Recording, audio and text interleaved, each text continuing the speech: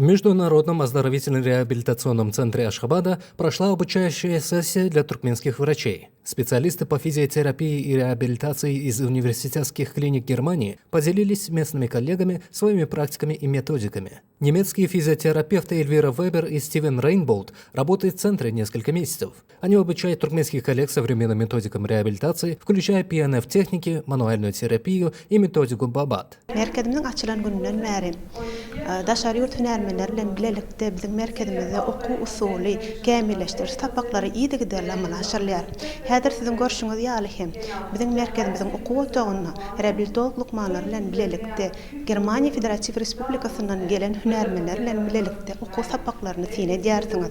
Bu oku tapaklaryna adamyň anatomiyasy, fiziologiyasy, şeýlede kesellerine bağlykda alınıp barmaly reabilitasiýon çärelerini iýinçe usullary giňişleýin maslahatlaşylýar. Занятия проходят как в теории, так и на практике непосредственно с пациентами. Особое внимание уделяется детской реабилитации. Стивен Рейнболт пояснил, что их задача – помогать детям, чье развитие замедлилось из-за болезни. Для каждого ребенка составляется индивидуальная программа, которая помогает ему продолжить естественный ход развития, поддерживая моторику, сенсорику и когнитивные функции.